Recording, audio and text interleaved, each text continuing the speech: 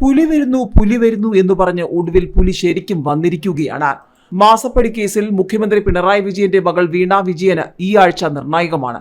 കേരളത്തിലെ LDFനും UDFനും NDAയ്ക്കും ഈ വരുന്ന ആഴ്ച നിർണായകമാണ്. ലോക്സഭാ തെരഞ്ഞെടുപ്പാണ്, വോട്ടെടുപ്പാണ്. പക്ഷേ അതിനേക്കാൾ വലിയ ചോദ്യമായി CPMന് ഇപ്പോൾ മാറിയിരിക്കുന്നത് മുഖ്യമന്ത്രി പിണറായി വിജയന്റെ മകൾ വീണ വിജയനെ മാസപ്പടി കേസിൽ ED ചോദ്യം ചെയ്യാൻ വിളിപ്പിക്കുമോ എന്നുള്ളതാണ്. ഏതായാലും വെള്ളിയാഴ്ചക്കകം വീണയ്ക്ക് ചോദ്യം ചെയ്യലിന് നോട്ടീസ് നൽകുമെന്നുള്ള റിപ്പോർട്ടുകളാണ് ഇപ്പോൾ പുറത്തു വരുന്നത്.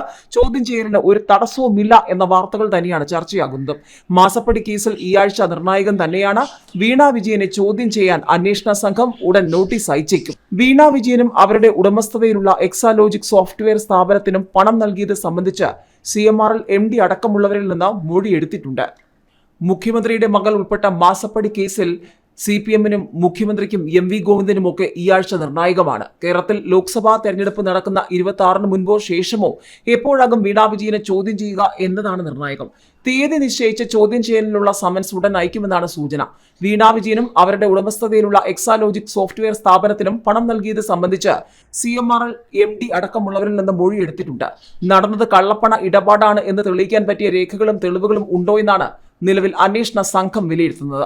അതേസമയം മാസപ്പടി കേസിൽ കൂടുതൽ പേരെ വരും ദിവസങ്ങളിൽ ചോദ്യം ചെയ്യാനാണ് ED നീക്കം. നിലവിൽ ഉദ്യോഗസ്ഥരെ ചോദ്യം ചെയ്തതിൽ നിന്ന് ലഭിച്ച വിവരങ്ങളുടെ അടിസ്ഥാനത്തിലാണ് കൂടുതൽ പേരെ വിളിപ്പിക്കുന്നത്.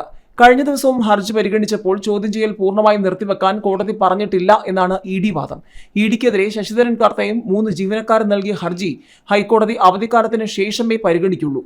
കോടതി ആവശ്യപ്പെട്ട വിവരങ്ങൾ നൽകാൻ സമയം വേണമെന്ന് ആവശ്യപ്പെട്ടതോടെയാണ് ഹർജി മാറ്റിവെച്ചത്. CMRL വിവിധ വ്യക്തികളും കമ്പനികളുമായി 135 കോടിയുടെ ഇടപാട് നടത്തിയിട്ടുണ്ടെന്നാണ് EDയുടെ കണ്ടെത്തൽ.